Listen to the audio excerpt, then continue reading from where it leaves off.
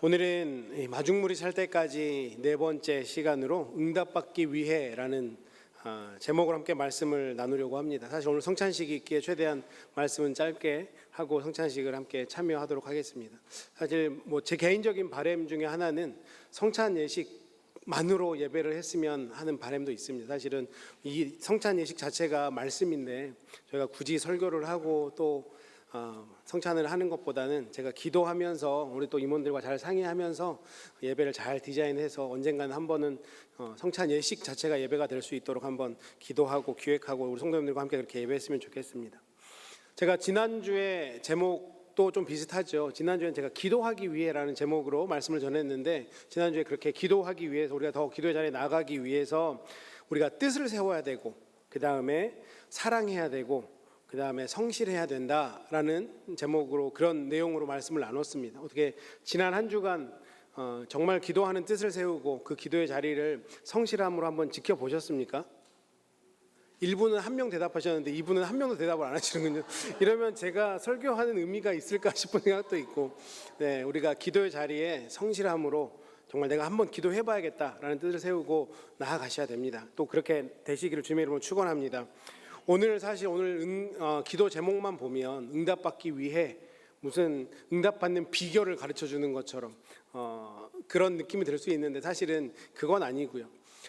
우리가 영어 공부를 할 때 영어 공부에는 왕도가 없다, 이런 얘기 아마 들어보셨을 것 같아요. 그냥 어떤 비법이나 비결이 있는 게 아니라 그냥 꾸준히 앉아서 열심히 성실하게 하면 영어는 는다, 이런 뜻으로 그런 얘기를 썼는데, 저는 기도도 일맥상통하는 것 같습니다. 기도에는 어떤 왕도라기보다는 우리가 성실하게 그 기도의 자리를 지키면 하나님의 때가 되면 응답해 주시지 않을까라는 생각을 합니다. 그럼에도 불구하고 성경에는 많은 우리의 믿음의 선배들이 기도의 자리에 나아갔고, 또 그들이 그 기도를 통해서 응답받은 사실이 있기 때문에 그 믿음의 선배들의 기도의 모습, 기도의 방법, 기도의 자세들을 우리가 함께 좀 나누고, 우리도 그렇게 기도해 보면 하나님께서 우리에게 더 많이 또 더 빨리 응답해 주시지 않을까라는 생각이 있어서 이 말씀을 함께 나누고자 합니다. 사실 기도라고 하는 것은 우리가 응답받기 위해서 기도하는 거죠. 나는 응답 안 받아도 되는데 기도합니다라는 성도님들은 없을 것 같아요. 그런데 가만히 우리의 신앙의 삶을 되돌아보면 우리가 기도했던 모든 기도가 응답되지는 않는 것 같습니다. 때로는 응답이 안 되는 기도 제목들도 있죠.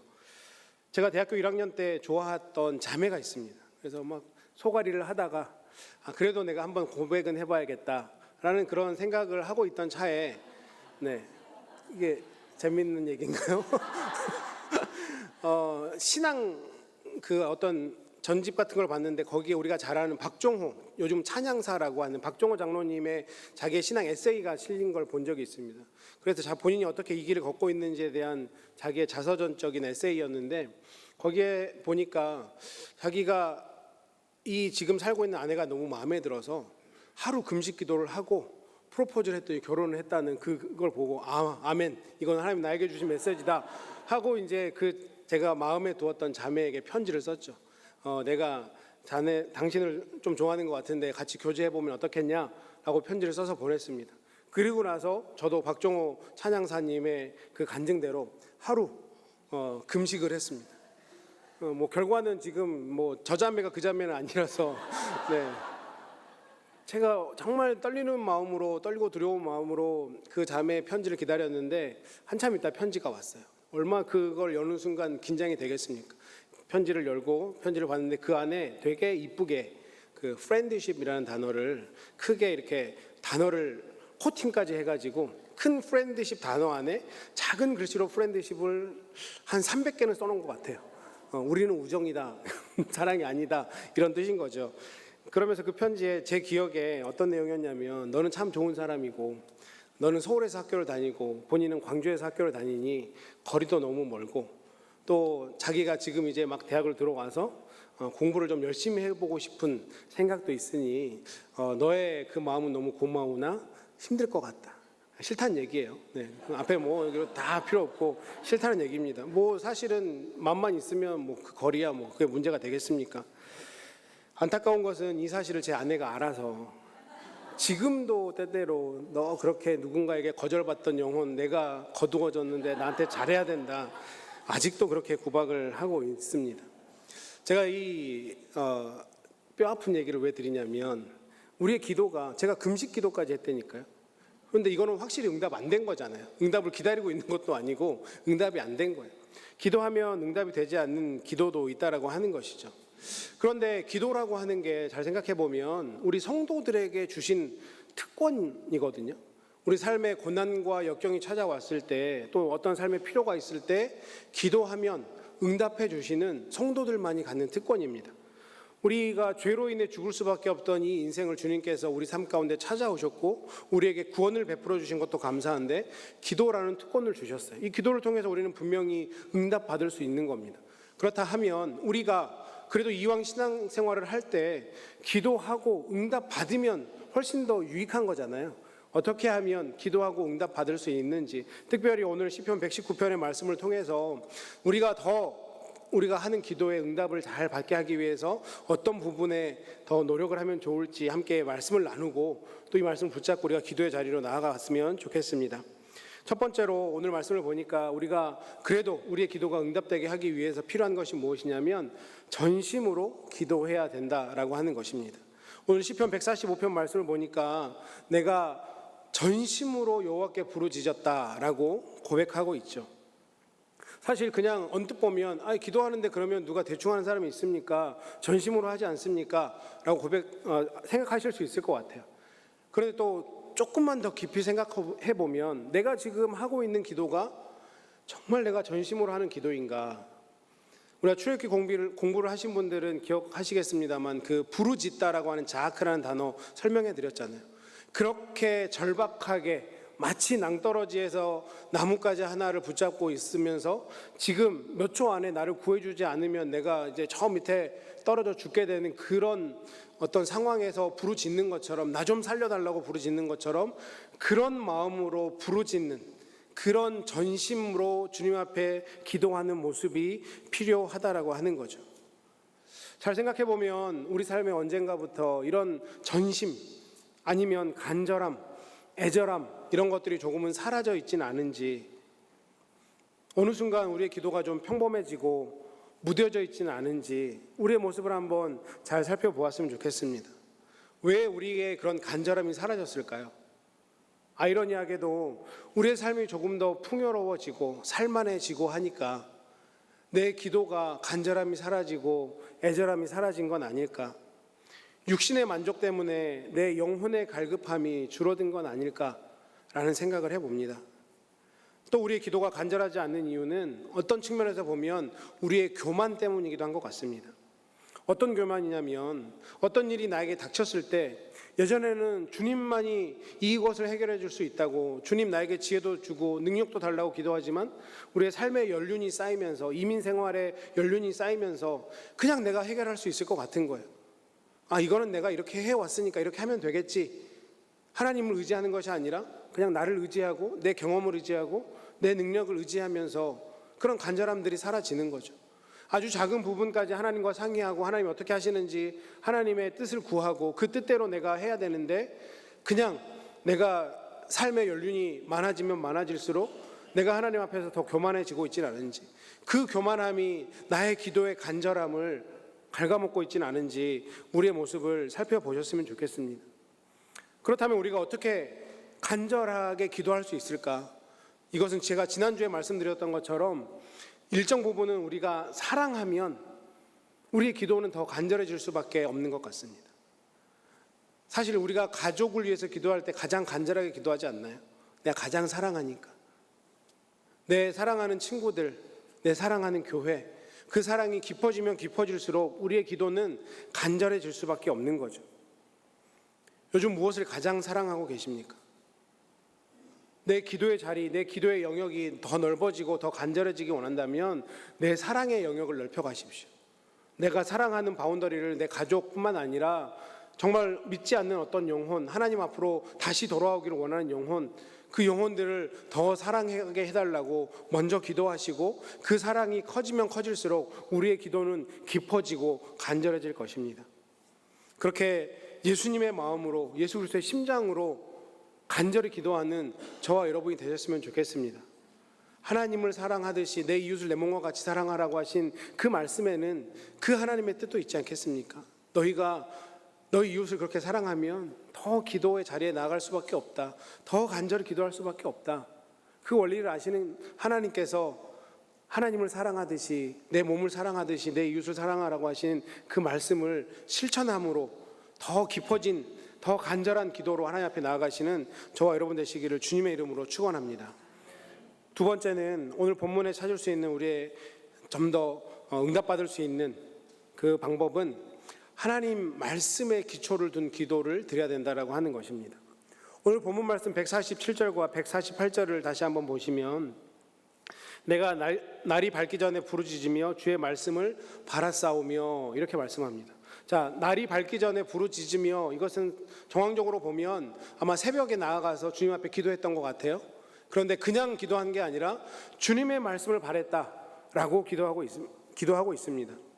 아마 이 시편 119편은 대부분은 작자 미상이라고 하지만 많은 학자들이 다윗의 기도였을 것이다 라고 추론을 합니다. 대부분의 다윗의 기도와 패턴이 비슷하다 혹은 에스라의 기도였을 것이다 라고도 일부 학자들은 추론을 합니다. 뭐 다윗이건 에스라건 그들이 얼마나 하나님의 말씀을 사랑했는지 우리 너무나 잘 알고 있죠.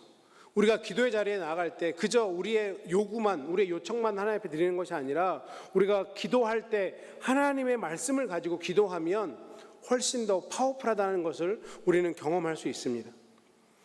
고아들의 아버지라고 불렀던 그 조지 뮬러 목사님 이야기를 들어보셨을 겁니다. 5만 번 기도의 응답을 받았다라고 아주 유명하게 알려지신 분이죠. 이분이 고아원을 운영하면서 그 당시 얼마나 물질적으로 어려웠겠습니까?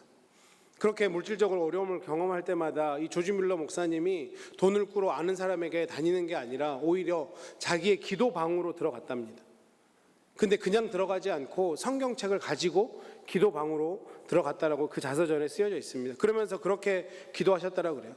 하나님, 내가 이 고아들을 돌보는데 이 하나님 일을 하고 있는데 하나님께서 고아와 과부들을 사랑한다고 하지 않으셨습니까? 하나님, 이 말씀을 지키시는 하나님, 시건치 않겠다라고 약속을 지키신다고 약속하신 말씀하신 그 하나님을 의지하면서 기도합니다. 하나님, 물질 어려움을 채워주십시오. 이 말씀을 의지하면서 기도했다. 그렇기 때문에 그렇게 많은 기도의 응답을 받을 수 있었다라고 그 목사님은 고백하고 있는 것입니다.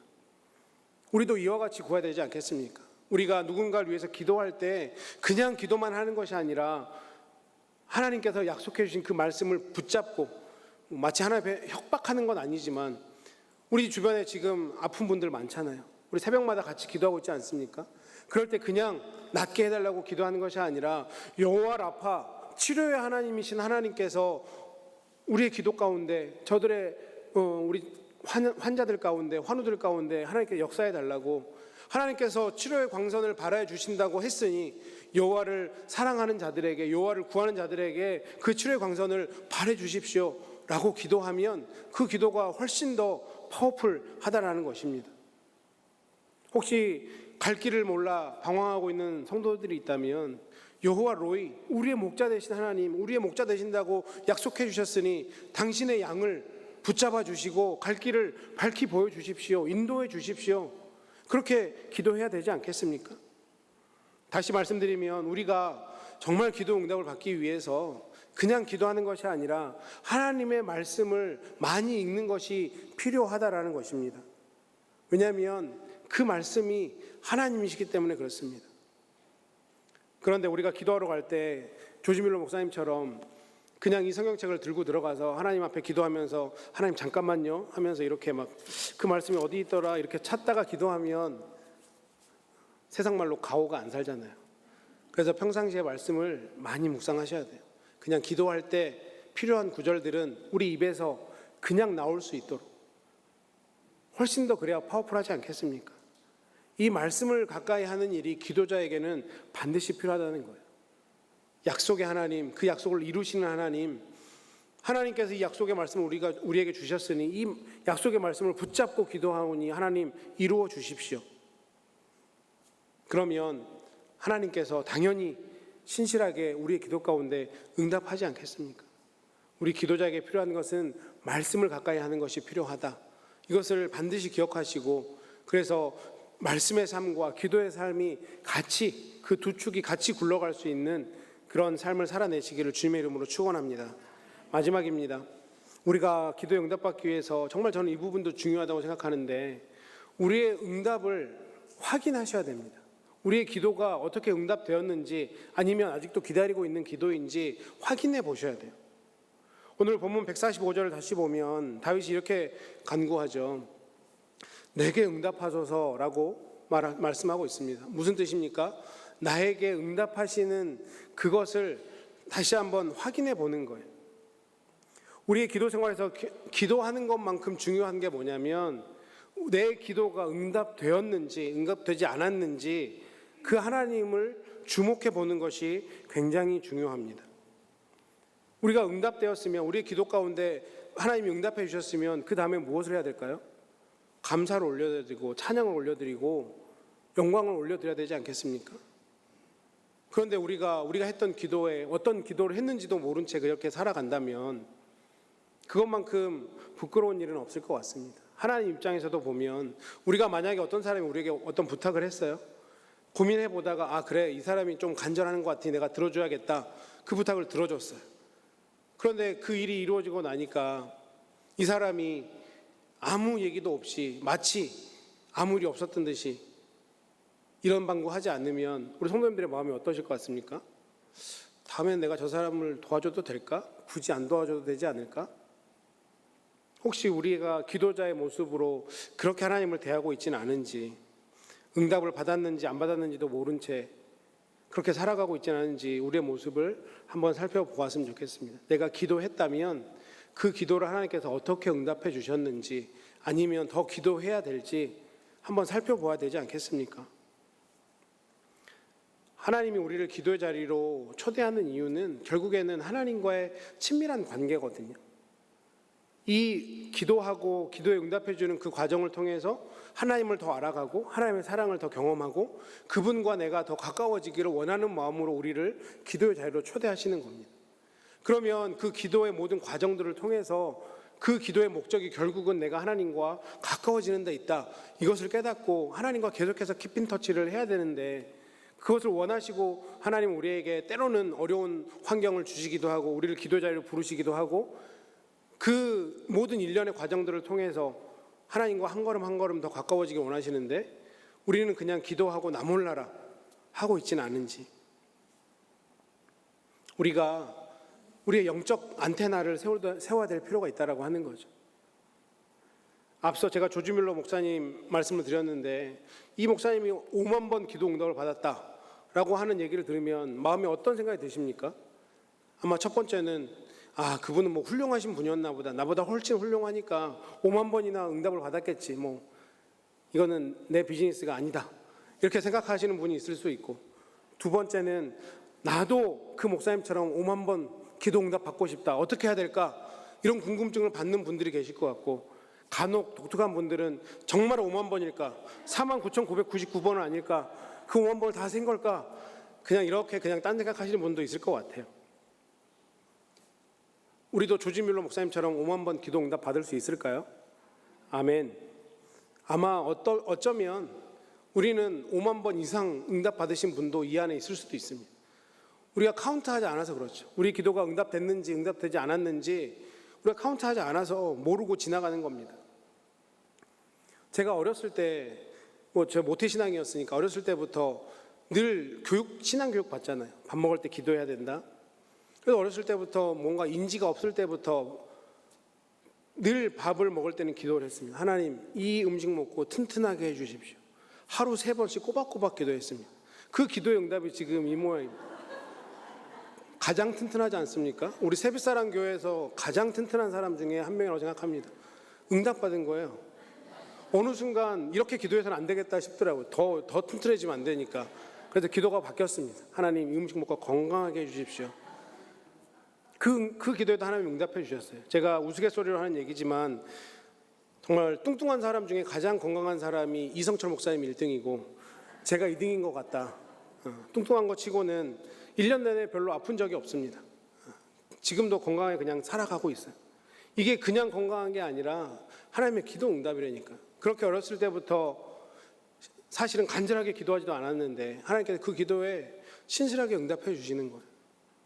제가 어렸을 때 또 어머니에게 어떤 신앙교육을 받았냐면 어떤 그 교통수단을 탈 때마다 기도해야 된다. 그래서 어머니랑 버스를 같이 타면 늘 어머니가 무릎에 저를 앉히고 기도하셨어요. 목적지까지 안전하게 가게 해달라고. 그래서 저는 지금도 아침에 운전하고 나올 때 먼저 기도를 합니다. 하나님, 오늘도 제가 모든 운행하는 길 가운데 하나님께서 지켜주시고 보호해 주십시오. 제가 어렸을 때부터 제가 타고 다니던 어떤 버스든 택시든 지하철이든 또 제가 운전을 하게 된 이후로 단 한 번도 하나님은 저를 사고의 자리에 가게 하지 않으셨습니다. 얼마나 많은 기도의 응답이 제 삶 가운데 있습니까? 이것만 응답됐겠습니까? 하루에 3끼 먹을 때마다 제가 기도했죠. 움직일 때마다 기도하죠. 최소 하루에 5번 응답됐다고 치면요, 한 달이면 150번이에요. 1년이면 1800번이고요. 10년이면 18,000번이고 30년이면 54,000번입니다. 저는 54,000번 이상 벌써 기도 응답을 받았죠.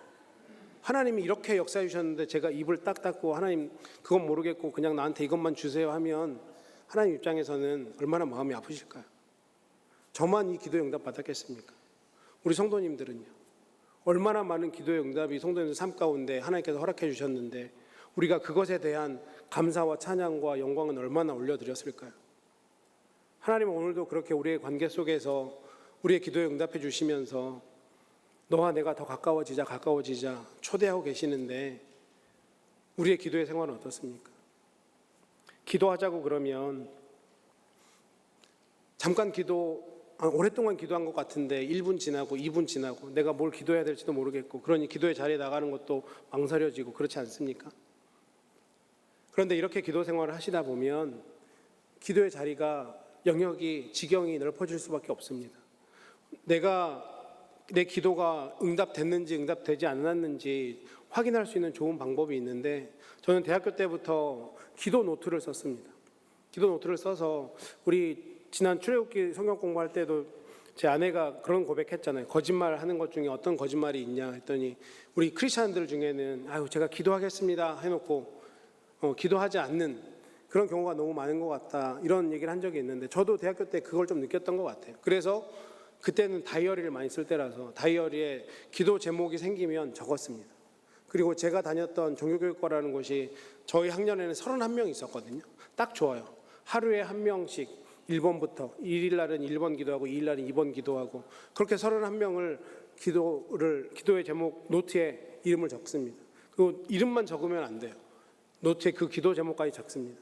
그렇게 훈련되어져 왔던 기도 노트가 저는 어떤 섹션으로 나눠져 있냐면 제 개인의 기도 제목, 가족의 기도 제목, 또 우리 가정, 친척들까지도 하는 기도 제목, 그 다음에 교회의 기도 제목, 제 친구들의 기도 제목, 제가 알고 있는 선교사님들에 대한 기도 제목, 또 우리나라와 열방을 위한 기도 제목 이렇게 나눠져 있습니다. 그래서 기도 제목이 생길 때마다 거기에 쓰는 거죠. 그리고 한 달에 한 번 정도는 업데이트를 하고 이 기도 제목이 어느 정도 응답이 되었는지 확인을 합니다. 기도 노트를 한번 써보시면 그게 한 달이 되고 1년이 되고 몇 년이 되면 내 기도 가운데 하나님이 어떻게 응답하셨구나 경험하실 수 있을 거예요. 이런 훈련과 노력들이 우리를 기도의 자리로 더 나아가게 만들고 그 기도의 자리에서 하나님을 더 경험하게 만들고 하나님과 더 친밀한 자리로 이끌게 되는 거죠. 그냥 소원만 가지고 소망만 가지고는 안 된다라고 하는 거예요. 기도라고 하는 것은 훈련이 필요하고 노력이 필요하고 프랙티스가 반드시 필요한 일입니다.